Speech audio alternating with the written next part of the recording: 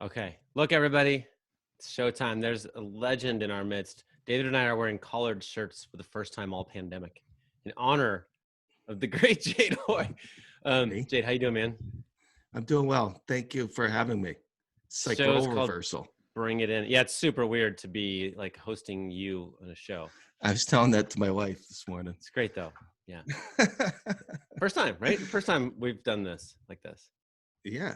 Yeah. I mean, we did it many times. We just never did it on camera. It was always after the show. Yeah.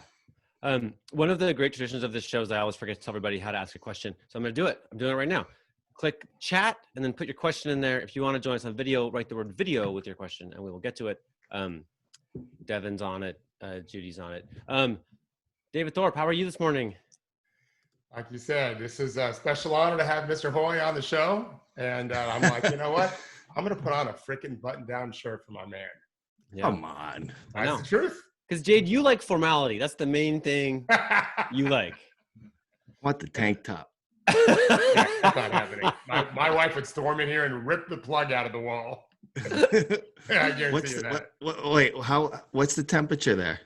It doesn't matter. 80s. I've had the air on probably all but 4 days the last 3 weeks. It's hot, right? It's really hot. Yeah.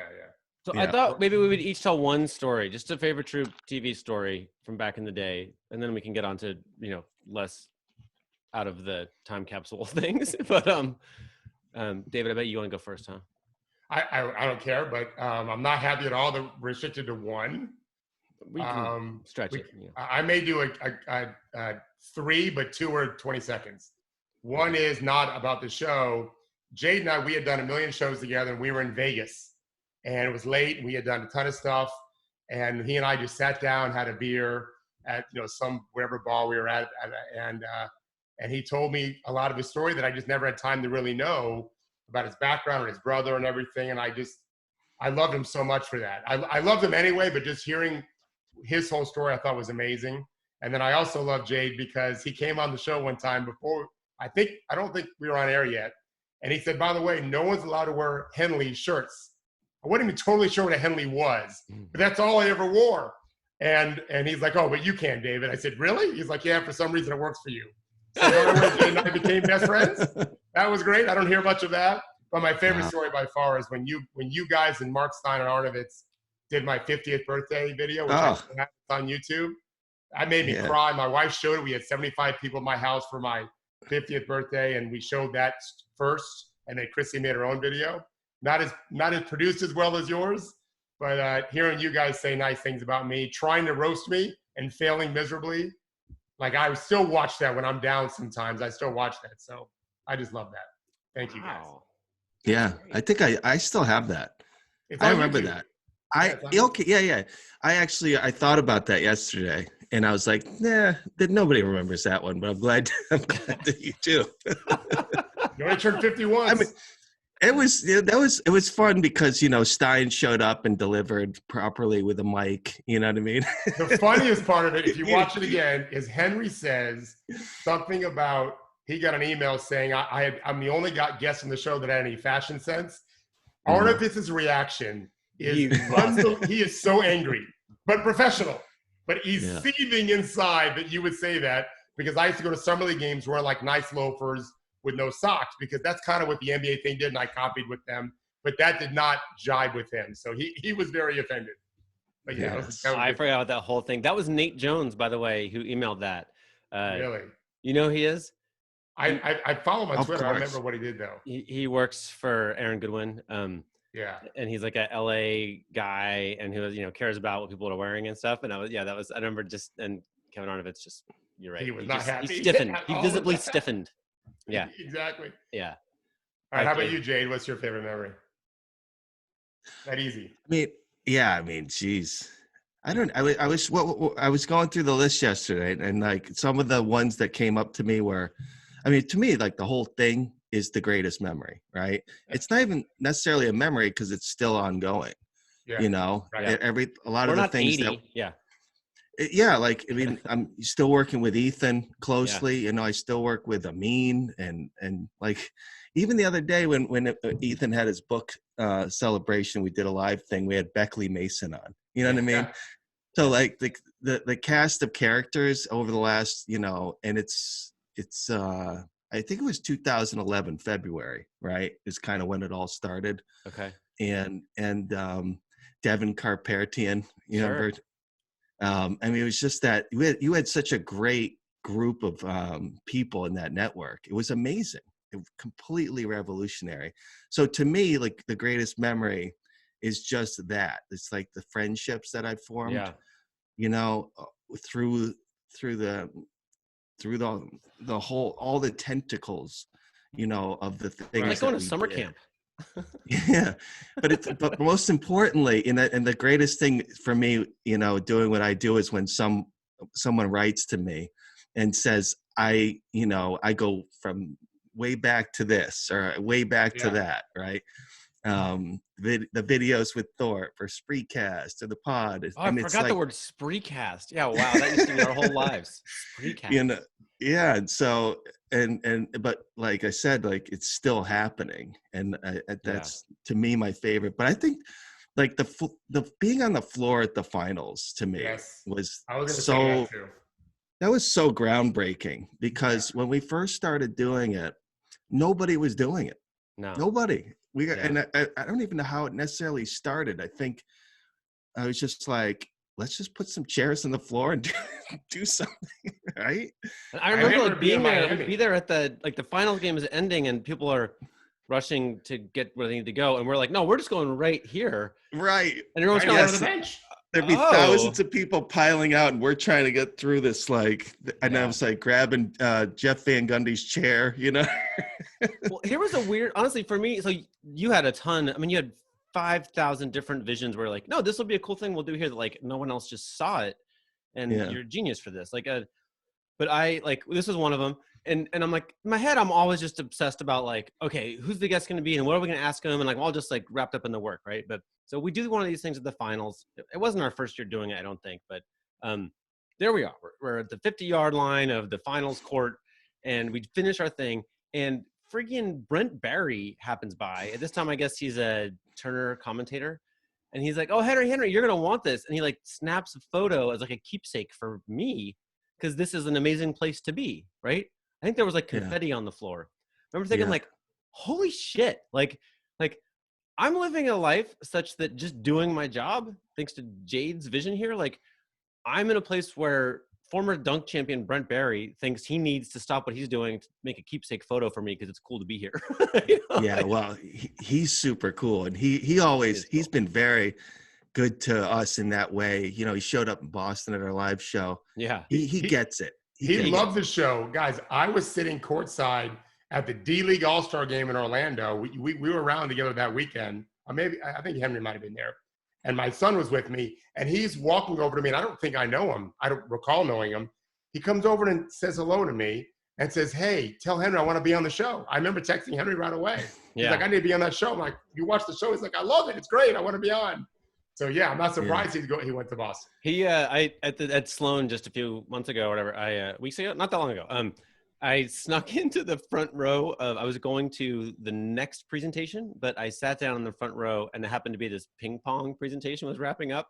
And I don't know where I got a text from Brent, and he's like, ooh, front row at the ping pong presentation, # big time.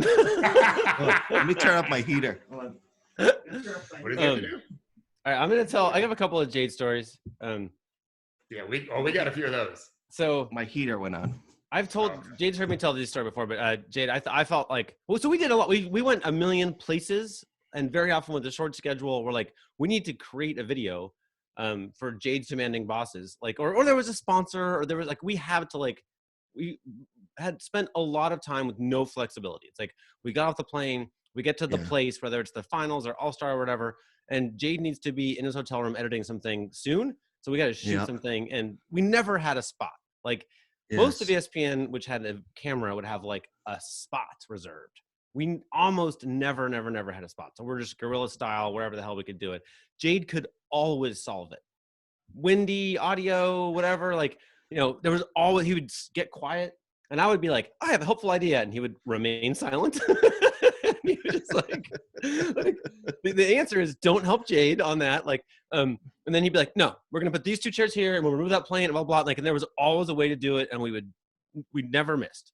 And then the one time we did have a spot, and this just it blew my mind. I got there first. It was the NBA draft, the Jimmer Fredette year, with the Morris twins. I don't know what year that was. Oh yes.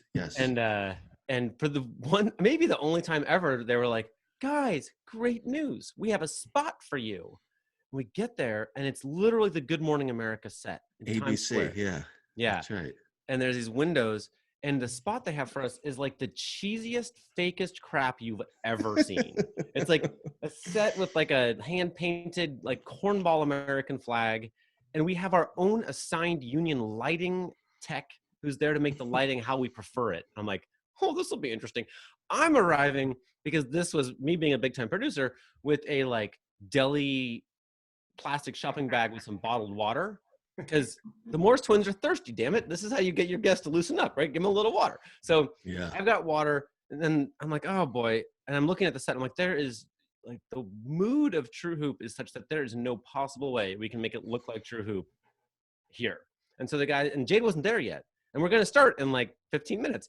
And the guy's like, well, how do you want your lighting? Where are you going to put the chairs? And I'm like, I don't know, man. but a guy's going to arrive, and he's going to be quiet for a couple minutes. Wow. And he's going to tell you, and that's what's going to happen. And he's like well, it's getting kind of tight or whatever. And I'm like, well, this is what we're going to do.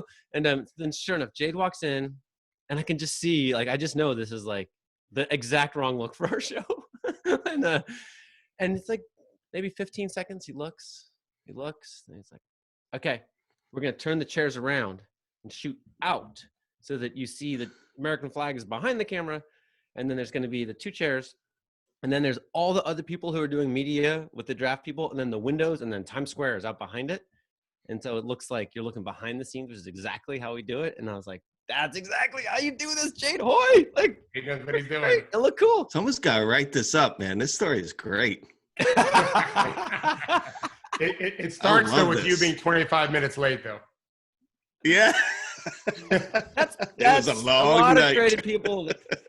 That's like, I don't know that Da Vinci was on time. You know what I'm saying? I was just going to say the exact same thing. Einstein was famous for being late too. Yeah. You got to let the geniuses do their work. Henry, I think it might have been that year that we did that. One of my favorite pieces that I ever did, actually, with I forget his name there. His brother was killed. Yeah, Thomas Robinson. Yeah. Same draft year Thomas? after, because he actually was adopted by the Morris twins' mom. Wait, are you talking about with his sister? No. I'm talking about the kid who, the other kid there. Oh, maybe it was the year before. His name's slipping my. Was he from the Northeast? Charles Jenkins. Charles Jenkins. Yeah, that's what Yes. Yeah. That was a good one. Remember that when we went to his house? Driving around in that car and stuff. That was awesome. Wait, And you so know what's out there? I'm sorry, you finish your point. well, I just remember, like, because often was the case in that year, I picked up this little Panasonic camera. I was shooting black and white. I'd be shooting 2 cameras. Yeah. You know, and 2 people. So you and Charles were laved up, which means you had nice mics. You know, it was like it was always kind of like, you know, this weird hybrid of kind of high end production and, you know, low end. You know, and that was the whole goal for me, because I felt like I knew it from my background growing up doing music, how to just what sounds good, what looks good to a certain level. Sometimes with TV it just looks too good to me.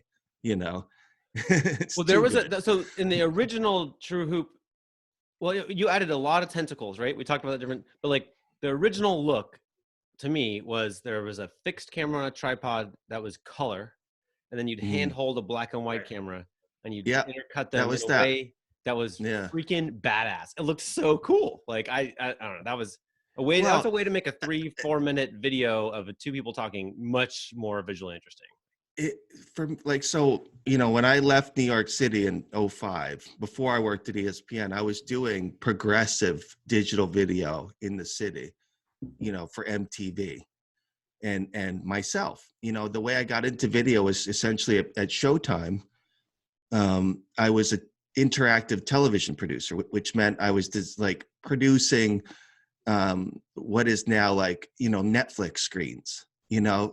I was working with Web TV, if you can remember that. Yeah. Oh yeah. TiVo, the earliest forms of Mhm. Showtime on demand. But I found it tremendously boring, but because the technology wasn't around yet, we had to fake it, right? So I learned how to do video editing and shoot with a digital camera there. And so what I started doing was taking the digital camera home and recording my friends. You know what I mean? Oh, do you And have so, those? I bet this is great. oh yeah. Yeah. Um, and so one of the things that I did was play on the show Cribs. I Oh, called it sure. Ghetto Cribs. It's and Showtime actually bought it from me, What? and it was called The States. And there were these little clips they would play on their channel called Showtime Next, which was designed for teenagers, young kids. Yeah. And during the breaks between movies, you would see my friends, walk us through their apartments with, with, a mattress on the floor, right? Like it was the opposite of Cribs. So, and so and then I would, go home and record my mother making apple pie, my nephew who was like 2 years old at the time. So I really that's when I found like, this is what I really like to do, But then I left the city and I got to ESPN in 06 and ESPN was just so antiquated, right? Yeah. Like I got there and it's like person, stick mic, green screen, right? And then the big emphasis was the bar at the bottom, what it's telling you to, what we're talking about, the lower third, as they would say. And you did not. I was that was so a misfit from the start. confounded. I was so confounded by it, but it was so prevalent. You can't do anything but to fit in, right? You're like, what is this? Am I missing? Like, not. It's a strange atmosphere. It's a strange part of my life in terms of like where I was, and so I did that, but over the course of a couple of years, and thanks to like seeing the starters at the time, the Basketball Jones, I was like, oh wow, there's people doing cool stuff in basketball, Mhm. in the NBA space, because no one was doing it in football, baseball, because I was looking around. Mhm. At ESPN, I was like, what is cool? Like, what can you do in this sports world that's going to be interesting? But they, all the stuff I was looking at that they were doing, I was like, oh yeah, that's what I was doing in New York. You know what I mean? Right. So thankfully, like after having seen them, then I got into that Daily Dime TV in 08, right? And I did that for 3 years. That was a grind, but it So this taught is me a like Devin lot. Carperti in his living room commenting on the Nets game or whatever. This is before that. Oh. This was with Jim Basquill or John Anik, Oh. Paul Severino. You know what I mean? Yeah. John Anik and we had many great nights chilling out. If you don't know him, he's a MMA announcer. Yeah. But it was a grind. It was an overnight shift, man. Yeah. I'd be getting home, but I put everything I had into it because I wanted to own it. Yeah. You know what I mean? Everything at ESPN, like you want to own stuff. You want to deflect getting assignments. You want to find your assignment. You know what I'm saying? Yeah. But the trade-off was those late nights. That was tough. But it was a Are you grind. married at that time? I didn't get married till 09. Okay. So yeah, it was right in that time space. Yeah. But the grind is the most important thing. It's honestly the most. I call it rowing. I call it rowing the boat. Yeah. It's you have to do it. It's like you can't achieve success without it. It's something I've just been talking to my kids about. I talked to my son yesterday. I'm really sad. I don't have confidence they're going to be going. They're not going to school in June for sure. We should be dropping them off in 2 months today, June 21st to 21st. I don't think they're going in August.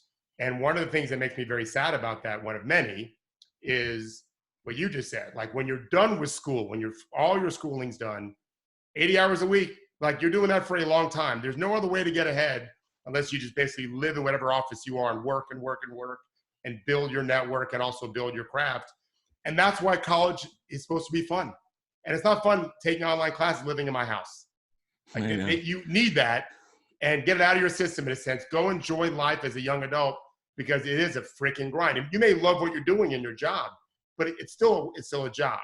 And this is one of the things I'm very sad about because what you said is right. There's no other way to do it. We all know you got to work and work and work. You first start. It was hard. It was very hard. Because the person that kind of brought me into ESPN, it was his name was Dennis Denninger. He loved me, but he ended up leaving like 8 months after he hired me. And I didn't have anybody like a champion. And so I was just, you know, at one point, you know, they wanted to fire me. How did you get with Henry? Situation, man. It was Jade worked in the basement, like literally and figuratively. Like it was there.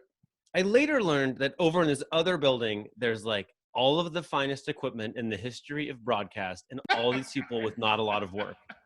But over where it was just so clearly the digital like basement. It was the basement of Building 4, and it was not only did it not have the resources of, you know, SportsCenter basically, but it tended to be staffed with people who were just pissed off they didn't get to work on SportsCenter and thought SportsCenter was the only good place to work at ESPN, right? I mean, here's Jade, who's like, I'm speaking for you, Jade, but like, not for $1 million did you want to work on SportsCenter, right? He wanted to be an auteur. He wanted to bring a different ethic and style, and you know. Yeah. So how did you guys get together? How did you guys end up working together? The digital arts was always my passion, right? Yeah. I just was like, and mainly getting back to that story about Charles the Morris twins. Yeah. TV, you have to be on time. You know what I mean? Digital, I'm like, you can flex, you know, and it works more with your creative. And there's our tweet headline, Henry. Yeah. Digital, you can flex. I've said that my whole career, by the way. Yeah. But as you walked in late. But how did you hook up with Henry? Oh, so how did that happen? Well, you tell it. So in 2011, I've been doing the Daily Dime show in conjunction with the page. You know, it's like a 12-minute video. Yeah. Did extremely well. Back when you could actually reliably count on the numbers, it wasn't algorithmically shifted. These were doing 40, 50,000 overnight, and a lot of it was coming from overseas. I would get fan mail. This is when I first started getting fan mail from Australia.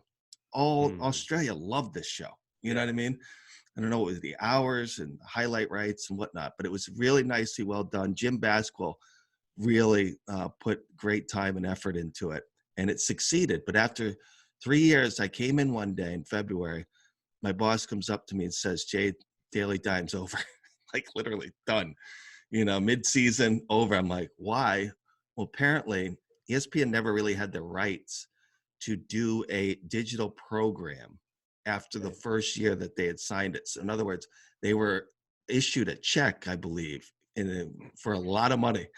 And the ESPN could have, you know, continued it, but they decided not to. Then we met, remember Henry, we ended up meeting, right, with Chris to kind of figure out what we can do without highlights. That was the whole thing. It was a whole highlight. And this, you know, this is relevant too, but yeah, so that's when Chris Ramsey was like, you know, check out what Henry's doing with the network and explore some of those characters. It was essentially that way. Well, because upstairs, Chris we needed video, right? But it wasn't always easy to get people to work on video, and resources and people like you weren't always available, right? And meanwhile, there was this highlights crisis. This is basically the bigger company saying, like, we're spending a fortune on highlights, but you just can't have any on digital. Like, it was so strange. That's too bad. Bummer. Yeah. So Henry, tell everyone who's listening, because they may not know who Chris Ramsey is in basketball terminology. So Jack Ramsey's son, Chris, great Hall of guy, Fame coach, like warm, friendly, sweetest man, quiet, thoughtful guy. Grew up with the Trailblazers and all the other teams his dad coached with. Yeah, he has a million, like, you know, you think you have Bill Walton stories? Like, you ain't got Bill Walton stories like Chris Ramsey has. That's true, right. But, right, exactly. And like, he's super mild-mannered, but the one thing that came up at one of his birthdays was that at one point in his teen years, he drove his car on the Ocean City boardwalk, which is like a very crazy thing to do. But anyway, he's this guy's steeped Yeah. in basketball lore. Yeah. Put you guys together. Yeah, he was. And I mean, he was. You know, because I was in the digital video department. I wanted to get into the end, work exclusively with the NBA. That's how I started to think. I'm like, oh, I can. You know, I kind of pioneered what it ended up becoming in the later years was specific producers in sport. So by the time like 2015, like there was someone on football like me, someone on baseball like me. So, but Chris was, you know, integral in that fashion, even with Tom's show, The Big Number. I remember I walked into Chris's office one day and he's like, thinking about something with Tom, you know, like he looks up, he goes, The Big Number. Wow. Really? Yes. Like Moses handing down the commandments. Yes, it was just amazing. And he was always like somebody I can go up to, and you know, his office was upstairs, and just chill, hang out, get some somehow candy. In the most hectic building in the world, Chris's office was like place of peace. What's that, Yeah. Jade? I got time to listen. Yeah. Tell me about it, right? Yes, exactly. One thing, Jade, you did really great, for me anyway, I'm sure you told Open the same thing, is you really kept trying to remind us to have it be a conversational show. Like, I mean, minutes before Henry and I were about to start, you would just keep saying, make sure it's conversational. This happened even when you and I were doing Nerder She Wrote with Tom. Yeah. You kept as if I didn't know already, but you still, this is about a conversation like you might have in your family room. Those are your exact words. Yeah, I mean, but that's, you know, well, something about though that was also taking place in the digital NBA space, and it became evidently more clear once I met Henry, was how different the conversations were in our space to SportsCenter, to the point where it was just like, this isn't even real. What are you talking you know about? what I mean? This is not even real. And so, you know, people know, you know, I love thinking differently, you know, and Henry and I have a lot in common in that way. We're good with that. Yeah. You know, like we're truth seekers in our own different ways, but I always really enjoyed the level of thinking that was going on. And it was evident by people like Ethan, right? Yeah. Like that, because you had these like teenagers that were just like, it was like a hippie revolution in a sense, you know, it felt like the 1960s, you know, it's because it's not around anymore. Where is it? Yeah. You know, it's just incredible to me. So that's an inspiring place to work. So it all kind of came together nicely. And then the characters there, like, you know, obviously, you know, Amin came in to the fold, and immediately understood the value of it. He was like, "Oh yeah." We're like, he was there for 10 seconds before he was like your best friend. Like, but then what was cool also was how your network, you were bringing in people like David, right? I remember like all the people that you introduced me to is amazing. You know, you'd be like, I got this guy, he does this and that. You know, he's just going to give him time. He'll probably get good. With Amin, remember? I'll never forget this. I tell this story a lot. He was terrible. The first time we interviewed? Terrible. Wait. So bad. Can I tell this story for a second? So I convinced Jade. I'm like, look, there's this guy. He's kind of new to media. I don't know. We'll see how it goes. And somehow or another, the recording device, we interviewed him remotely. But somehow from where we are, I can see the little red light basically in the software that indicates that Jade's recording, and somehow like 40 minutes in, as I mean still circling the main point, it just goes off, and I'm like, oh my god, Jade just stopped recording Amin because it's just too boring. Dude, that was incredible. I forgot about that. All I remember was telling Henry at one point, I was just like, I don't know if this is gonna work. I forgot about that. You know, and so because we had already gotten through this is the terriblest production, because we had worked to a point when we started interacting with Amin. You know, like I'll tell you with Tom, I used to call him 12 Take Tom. He was terrible, right? Tim McMahon, another one. Just Do you remember Tom at his first finals? He had to do on-camera stuff, and he was yes. like, "You have never seen a more nervous man." Yeah, That's why it's 12 take Tom. 12 Let's take do it Tom. one more time, Tom. Tim McMahon. McMahon was awful. Yeah. Awful. I mean, I shouldn't be on the show so I can hear you guys make fun of me.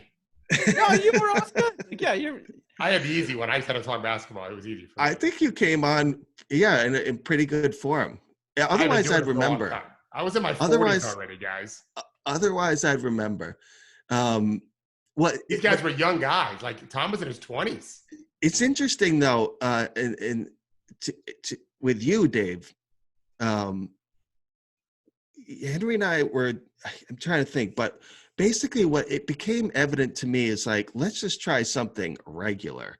In terms like we're at one point fetching a lot of players. Remember, Henry? Yeah. And it was, sometimes you get a good conversation, but more often than not, you're getting player speak. Right. And I think that it became evident to us is like, let's let Henry and David roll, for longer stretches. And I thought that was a great decision because it allowed people to kind of latch on to something of a regular thing. And people love that. That's a great way to look at it too. And Henry and I were buddies, so it was easy for us to play with each other. Not your friend. Yeah. Yeah. Yeah. And so the best thing about that production to me, and a lot of the things we've always done, is the efficiency of the productions, right? Yeah. We'd only record for 6 minutes. Oh, you were a taskmaster. You guys were not messing around. That's it. We're doing less. We're doing less. Yeah. But my favorite thing was Henry. He would call you in the morning, right? Mm-hmm. You guys would have these other conversations, which I thought were always. We still do that. Yeah. Nothing changed. That to me was really cool that you were. So the product that I was creating was kind of a bubble of that, right. Experience.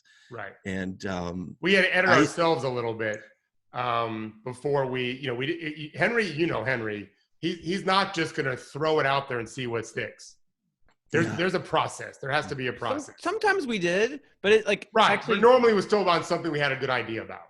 Yeah, I do feel more comfortable if we have with you, David. If we talk I'm listening on a certain topic, you get a certain tone of voice, a certain conviction, and I'm like, bingo, now we're good. And other times, so Jade, actually a great sort of wonderful and terrible thing of our approach was we shot how many hours playing bingo with Shea Serrano. Oh, wow. That's right. Yeah. That was a big monster of just footage that I think never saw the light of day because we didn't have a plan, and it's okay. It happens sometimes, but Henry, didn't you used to start your clock at 5 minutes? Well, no, this was on location at the finals. Right. And the year before, we had done a really nice one with them. Really good one. The ghost tracks. Yeah. There's a place outside San Antonio where your car, it looks like it's uphill, but if you take your foot off the brake, the car will roll. Oh, wow. And it's called the ghost tracks. And so we went there and made a whole video about it. It was really fun. So the next year we're back were we back in San Antonio again? No, yeah. we were they played Miami. No, we were in San Antonio. Yeah, they played Miami back-to-back games. Right. So the next year we settle on, it's going to be really fun to play Loteria, like bingo with Shea. And we go around from place to place, and Jade's just shooting hours and hours of footage. And later I'm like, what are we going to do with that? And he's like, I don't know. Yeah, that's exactly right too, Henry. And actually working with, Zach and Waz on some stuff. And at first, the video clips were 6, 7, 8 clips. Now I'm getting up to 37 clips. I'm like, this is too much, guys. Yeah. You kind of have to, know what you can contain in a space, which needs rapid deployment. So I didn't know it at the time. Obviously, Shea is something, far bigger than he was then. But at the time, I needed to get that out quick. Otherwise, it didn't have relevance. You know what I'm saying? Yeah. Yeah. Henry used to tell me, I remember calling him, this was after we were done. And the way he described your vision about those, he used the word you used about characters, in a setting. You really had that vision of this is a like a long-running TV show where we all have our own thing, and he allowed each of you to be yourselves, Henry included. And when I went to Brooklyn, that might have been, I took my wife up there for her 50th. We had dinner with you and Jessica, Henry, the night before, right? Mm-hmm. So then we go to Brooklyn for Jade's live show. And I've been on ESPN for a long time. I've coached kind of internationally. People know me through coaching. That was the first time I felt like these were like fans of a TV show that I was an actor in. Because so many of them, and I had not done your show for a few years, they were so sweet to me. And they were introducing me to their spouse. This is Coach Thorpe. He was first on the show when Jade first did it. And then I realized, Henry nailed it. The way Henry described what you did is exactly what's happening. That was a very cool thing. Well, we had that network, and like Still we happening. potentially could have had 50 people who were regular characters. Yeah. Right? And Jade was like, no. Like, it's going to be like a sitcom. We're going to have like 5, 6, 7 characters, and they're going to recur, and people are going to get to know them. And that was an essential insight. Like, it would have worked without that. It was so clearly right in retrospect. But I mean, the day that, the bomb dropped, so to speak, I'll never forget that one. Because we were scheduled to record that day. Yeah. I don't remember that. Because we had like 11, like our usual 11 o'clock. I think it was for the Dad Pod. It wasn't for TrueHoop TV, because at the time, you remember, they shut down TrueHoop TV. Yeah. That's a whole story. That's a whole, people should get in trouble for that. That was one of the craziest. Like, we're about to have ESPN lay people off because they didn't go digital enough early enough. And it's like, this show that you made, Jade, got 25 million annual video starts, and they shut it down. It just became so oppressive there. Oh, yeah. In such a way that was like bowing down to these algorithmic gods. I want to tell something else that Jay created, though. During the day, we were working together, and obviously had to work with Jade every day. We would do TrueHoop TV, whatever it was, once every a week or so, 2 weeks, I don't know. And we had a business relationship. But what people didn't realize is, on occasion, Jade would call me because I was an old man, and he was a young and very up-and-coming success story about business. You would call me for some guidance. You probably called a lot of people. And we would have long, like 90-minute talks on what's next for Jade. Oh, yeah. Oh, no, not that. That's this very stressful part of my life, that one. Yeah. But that came from the love we learned to share on the show. Oh, you have no idea, David, like how much I learned from you guys. And getting back to the regular show of you too. Yeah. I mean, it really benefits me with my kids, bringing up my kids. Wait, what? I could use some of that advice. Big time. We don't know what we're talking about, Jade. You should know that. But all the things from the basketball perspective that you guys were talking about, I was listening, you know what I mean? And I apply them at home to the kids. I've never been more nervous about what I might have said in the past. And it's right. It's all correct.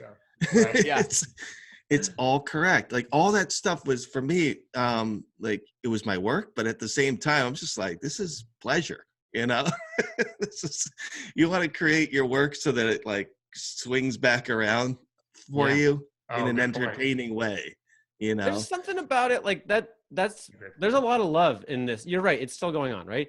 But it is like, we're doing this thing that we love, and you can tell that we love it, right? And we care about it. Like, we're excited about, like, this thing that we learned about from the basketball court that applies in parenting. Like, it's thrilling, right? It's kind of cool. And I feel like we're all kind of sharing this love affair a little bit with some kind of idea, some kind of ethic, some kind of something. But it is. I'm, worst day of that was a tough day though for me, And I thought I texted Dave, and Dave was like, they let us go, and I thought it was a joke. I think I might have LOL'd it, you know what I mean, or something like that. Wait, did you really LOL it? I thought it was a joke, and then I got in, and I was like, "Yo, something's up here." Into the office, you could tell. That's the last. To be clear, we all had contracts. Some of them for, as you know, years and years. Like Yeah, they had to pay us to leave. That's just, I want to make sure. I've never talked about it publicly. Henry, I think Henry answered once in a podcast I heard. There'll be a Russian manifest discussing that whole story one day. That's a great way to put it. Like a thousand. Yeah, it's not. I mean, my whole world layers. collapsed that day. It collapsed. Yeah. Everything I had, worked on all those years was gone, with the exception of Big Number. That was it. So what did you do? Like, what were you doing like a month later? Like, what happened? What happened at that point was, my manager came to me at the end of that day. Was like, Jade, anything TrueHoop related, done. The podcast too, because I was doing the podcast at that point. That started in March of 15. Yeah. And that was a subversive creation, and my bosses were like, what is Jade up to now? Like kind of deal. I got in trouble in October of 15 when they figured out what I was doing, kind of deal. Henry saved the day by, putting his name behind it. I had to be part of your reviews. I had to go to where it's like, we don't know what the hell he's doing. You're like, gosh, I don't know either. How weird. That's the best part. And so that day, oh my God. But what happened was, the fans is what happened. I got flooded with emails and DMs, and it was just amazing stories too. Just the most amazing stories you've ever heard in your life, and it all came down to the connection, what I'm saying? Especially through the podcast with all the different shows at that point, from Black Opinions Matter to Fresh Off the Bench on Saturdays. It was just a wide range of programs and people. And it affected a lot of people out there in a way that was just about companionship, Well, what was happening too was you'd been doing it long enough, all the different products, that NBA players were entering the league having been teenagers who consumed it, right? So I remember clearly, we'd often, actually I'm lying, another time we did have a spot to shoot was the pre-draft. The day before the NBA draft, ESPN would set up like a car wash deal and we'd have a little spot. Thank you for that. What was it? Kareem set that up for us. The way it goes is the players come through and I would walk over and say, we'd have our little spot set up and I'd say, hi, I'm Henry Abbott, blah, blah. And they'd be like, okay, and then they come over and we'd hopefully have a nice conversation. But Karl Anthony Towns was like, oh, I know exactly who you are. I know who David Thorpe is. I know who Tom Haberstroh is. I know Kevin Arnovitz is. I probably watched every single episode. Yeah. And I was just like, oh. I mean, it's cool for today, but it means a lot for the next 20 years, right? Well, you would get a lot of what we integrated into the program were people that wrote to you, Yeah. Right. And I always thought that was so cool, Yeah. And so when I started getting that attention, I really appreciated it because having worked behind the scenes, you kind of get to see, but with TV talent, you get to see people that are entitled. Not everyone is entitled. In fact, there's a ton of great, hardworking people for the most part. But you see the entitled people, and you're like, "Oh, that's a shame." And so when you get it, you want to appreciate it in an individual level, meaning. Towards the end of my career there, I always say this: they love the term stadium size. It's got to be stadium sized. What does that mean? Big numbers, and that's after they had changed the algorithms. And so I was like, what does even a big number mean anymore? My thing was always, if I like it, it's good enough, right? And because if I like it, chances are someone else out there is going to like it, but also, the bands that I used to enjoy growing up as a kid had to get to the point of stadium size. You can't just create stadium size. Right. It takes a while.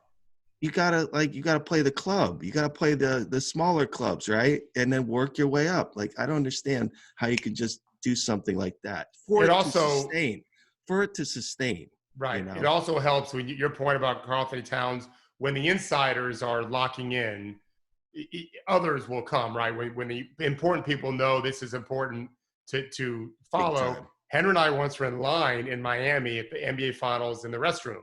You know, maybe pregame, right before the game started, maybe halftime, but I think it was pregame. We're just in line. You and I just, not even though we're talking, but we're right next to each other. Do you remember who was washing his hands and came and shook our hand? I want to say Mike Tirico. Yes, Mike Tirico came over, wet-handed. He said, Henry and Coach Thorpe, I consume everything you guys create. And you and I were like, this is weird. We're in the bathroom. That's super cool. Yeah, but that's what he said. Yeah. It's super cool. But you know what honestly would give me tremendous anxiety is like everyone at ESPN on ESPN TV is famous and is surrounded by people who are lauding their work all the time, right? And they're millionaires, and I didn't watch. And so when I meet Mike Tirico, I don't even know what his assignment is this year. Like I literally I had to don't tell know you what that the was man actually. does. Yeah. And so I would meet Mike Tirico or 100 other Mike Tiricos, and there are 100 other Mike Tiricos at ESPN. And I would literally just be like, I'm so scared to talk to you because I'm going to look like an idiot. Yeah. That's but it goes to show you, I mean, there's a lot of smoke and mirrors, in regards to that. Yeah. And this happened as we continue to go, more and more people would get in touch with me about, hey, how can I do a thing? Yeah. Windhurst was my favorite one when Brian was just like, Jade, let's do something. I was like, you got it. I have a question for you, Jade. I have a question before we get to Gerard. So because I've never witnessed this with Henry and you, with Henry and myself when we're talking, whether we're collaborating for a project, meaning I'm going to write something, he's going to edit it with our other editors. This is going back for the years, or we're going to do some kind of radio podcast, or now our show. I can't just have an idea. Like Henry really, as nice and sweet and kind as he is, and obviously he's bright, but he also is not afraid to be confrontational. He and I can argue vociferously, passionately, always with kindness. But does he do the same with you? When you were first collaborating, was he like, no, Jade, you're not right? Because Henry's not afraid to express opinion with me now. Oh, yeah, but Henry could out-email you. Awesome. What does that mean? That's fantastic. No, Henry and I, I remember one argument we had, but you're gonna have those, right? Oh yeah, that's always that. Yeah, friendship. It's professional. Yeah, it was never personal with us. It was and a lot of the pressure, but Henry's. I don't want to say stubborn. Oh, you can say stubborn. I do. I say it all the time. Yeah. I mean, we would. We're all stubborn. Nothing wrong with that. I felt what our arguments were being pressured by was what was happening from above, right? We were getting a lot of pressure to change how we were doing stuff to fit certain time frames, and when we first started there, it was just like, do what you love. In fact, I always think about this when I do stuff. When I hear about, it's got to be 45-minute podcast, Jay, that's the average drive time. I'm like, dude, it's digital. You know what I mean? Someone's just going to turn it off. Like, that's what Henry's used to say to me. He's like, as long as it's, or Royce Webb too, it's 5 great minutes. Right. Let it be. Yeah. Let it be. Like everything, a little media theory here.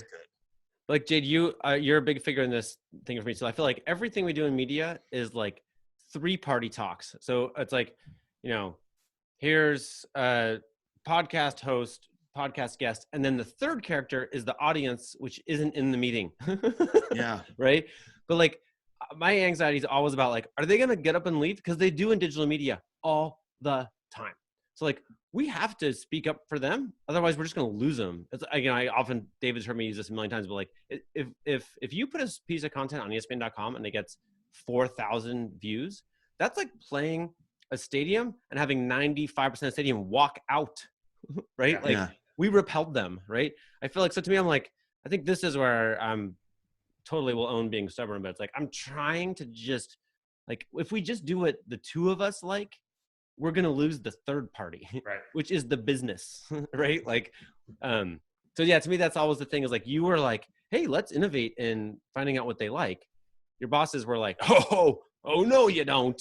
We do what Yeah. SportsCenter does, or a cheap knockoff, and that's all we Oh like. my God. Yeah. And let's try to do it in the Spreecast space. That was the funniest thing to me, you know, It's not but gonna work. fortunately I had Ethan, Tom, and Amin, and they understood digital so well, Yeah. like so well. And they would talk to the chatters, while the show was happening. They would go off the rails. You know, a lot of the criticism I was getting at the time, even with everything across the board, was that, Yeah. you know, it wasn't doing it like Sports Center, but you would go to the ones that did it like Sports Center, and guess what? Crickets, Yeah. you know? Well, that was honestly, I mean, not to get too inside baseball, but like a problem for TrueHoop TV was that in the app, it was much more popular than SportsCenter clips, which was a political problem for the show because ESPN needed SportsCenter to transition to digital and it needed to win. It will never win in digital because it's not a product that's designed for digital. It's not designed by someone with a brain like yours, right? But it was, so they literally, I was in a meeting where like, basically we're taking this out of the app. And I'm like, That's because it's successful, you a-hole? What are you that's the talking great about? that might be the most ironic thing, because I was actually brought in originally in 06 to do the Sports Center Minute, which was their first digital launch. That was my job. Yeah. You know, But they just didn't want, whatever, don't get me started. We gotta get Gerard in. Yeah, we should get What Gerard. up, And also Gerard? actually, yeah, Gerard, my man. While Gerard's coming on, Jade, can you quickly, what are all the shows you're producing Whoa. now? Yeah. Ooh. Gerard's What left. is every show you're producing now? I mean, I got, you know, I'm the head of the NBA audio for The Athletic, which I absolutely love. Great. I have a team. I'm a manager, something they told me I could never be, Henry. They did tell you that. That's for sure. They told you that. I went up to my boss. I don't want to name him. I love him, by the way. And I see there was an opening. I was like, why don't you just hire me? You know, because he was having me interview my future boss. I'm like, why don't you just give I it to me? He's remember. like, Yeah. Sound like Dick Cheney. you don't have management or something like that. So what shows? But yeah, no, I mean, House of Strauss. Right. I One. got Tampering going with Sam Amick and Joe Varden. What else do I have? Hoops Adjacent. Hoops Adjacent. I absolutely love working with David Aldridge. And of course, Big Was, who I've not even mentioned this whole time. It was one of the great success stories of this whole thing, really. I love that guy. You know, and and then over at the Count the Dings, you know, we got, you know, you just go to CTD Official, and we have an assortment of shows inside of there on the Patreon /Count the Dings, doing stuff with my dad, my brother. I have so many projects going on. Why I asked.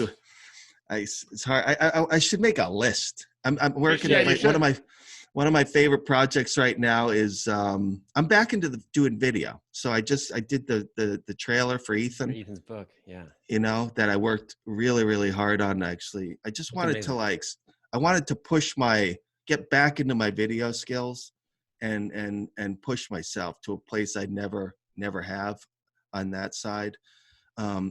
I've done that with audio too. Like I exercise, you know, I learned how to exercise my skills.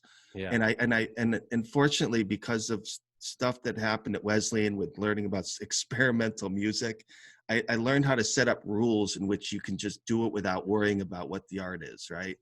And it's going to just make you stronger, you know, just honing.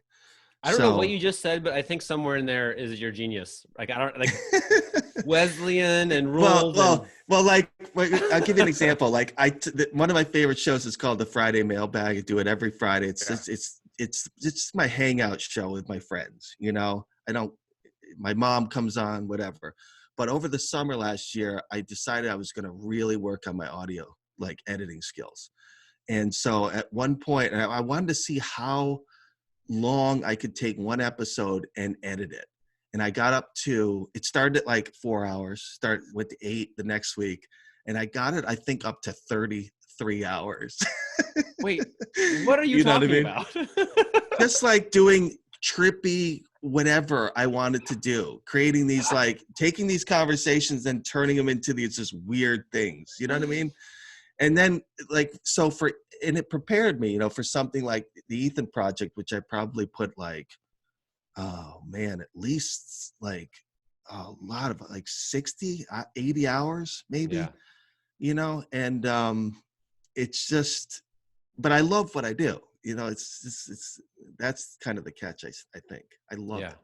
Yeah. I sit here, I like to make something and I like to watch it, or to see what I made, So like every day when I would go home from ESPN, I would put on TrueHoop TV. I watched every single episode we ever did, You suffer for your soup. Yeah. Yeah.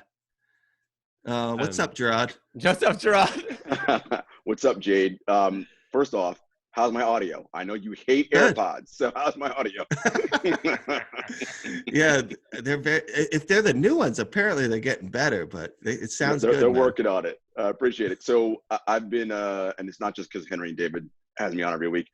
I've been a fan of you guys since the Spreecast days and all through the TrueHoop TV iterations and everybody who was, me and Tom, the whole crew, and the Athletic and Count the Ding. So I'm well versed in everything. Technical question: are you Adobe Audition and Premiere Pro, or what are your tools of choice? Oh, it's a good question. I use Final Cut Pro. Now, and I'll tell you why. Because at ESPN, I was a video producer, right?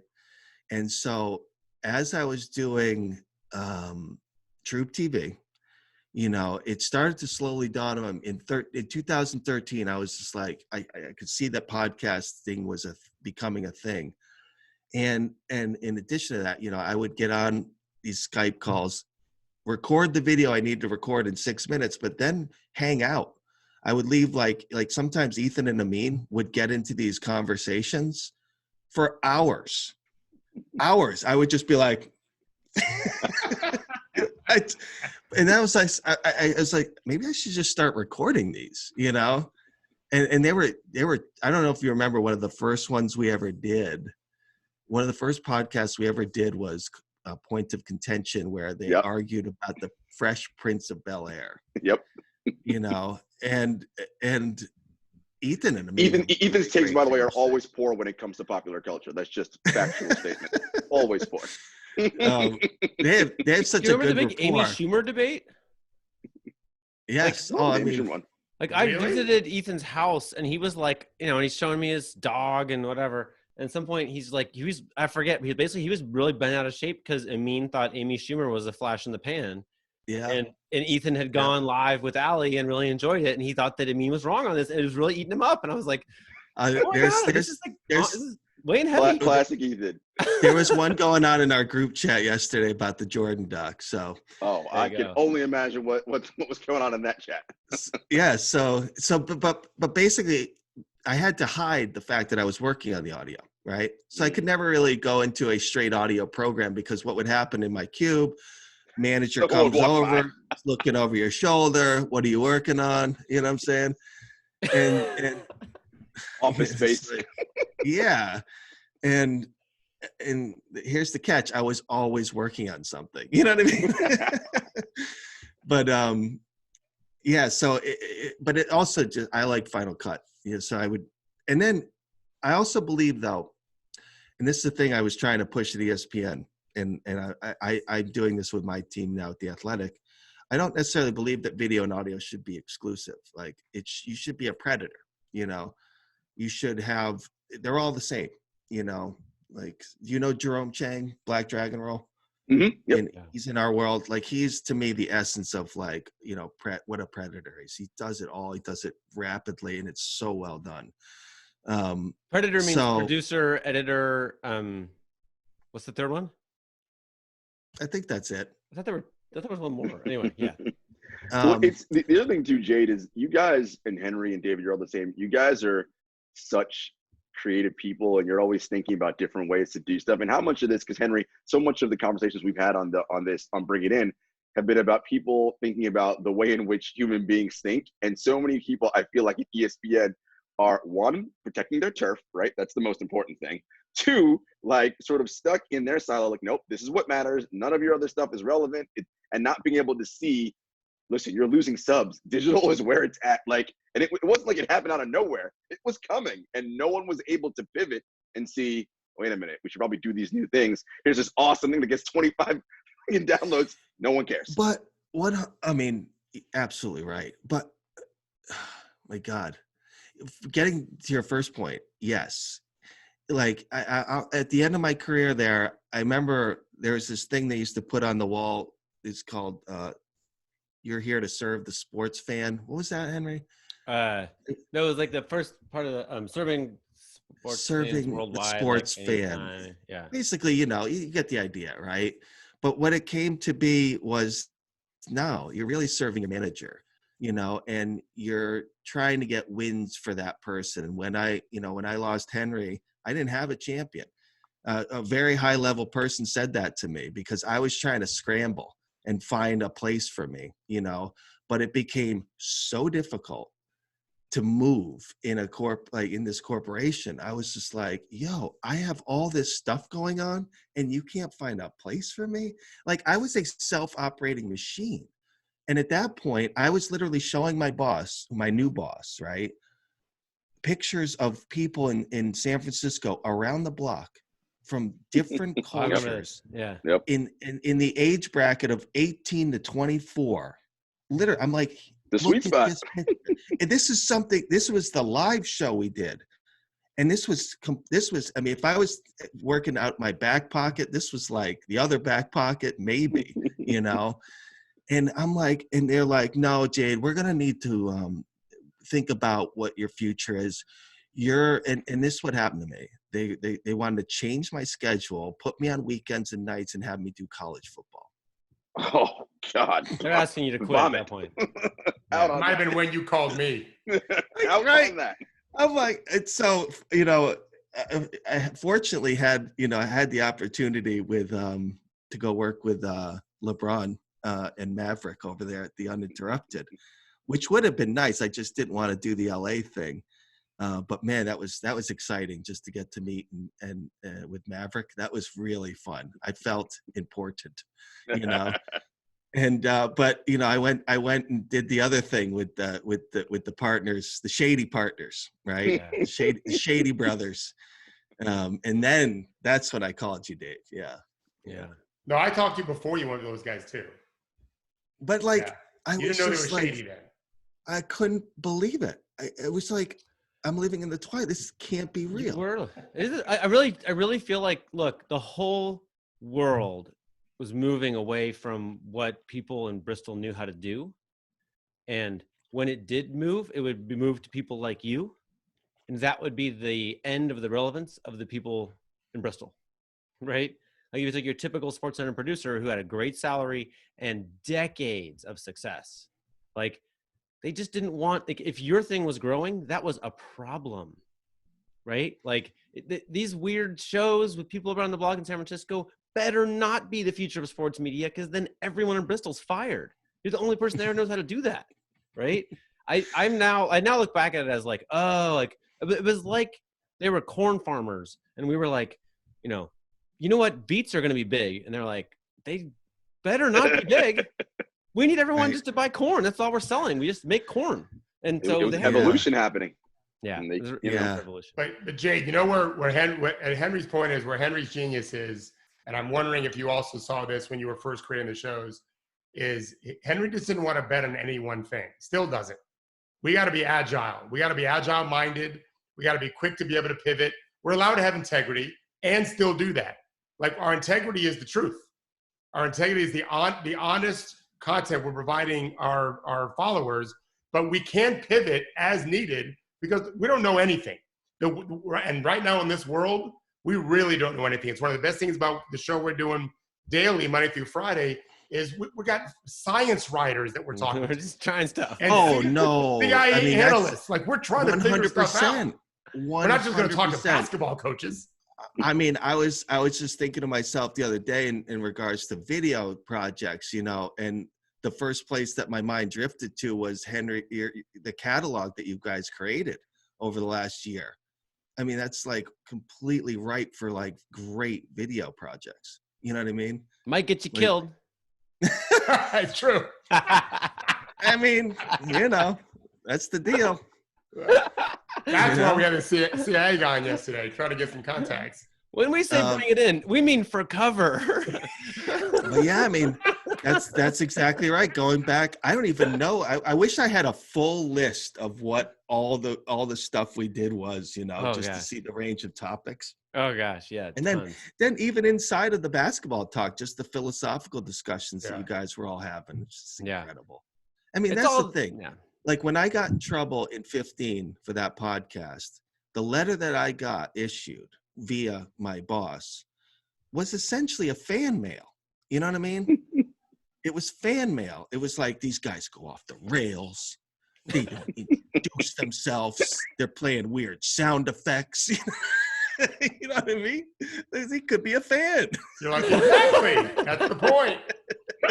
That's the point. It wasn't a fan. It was not a fan.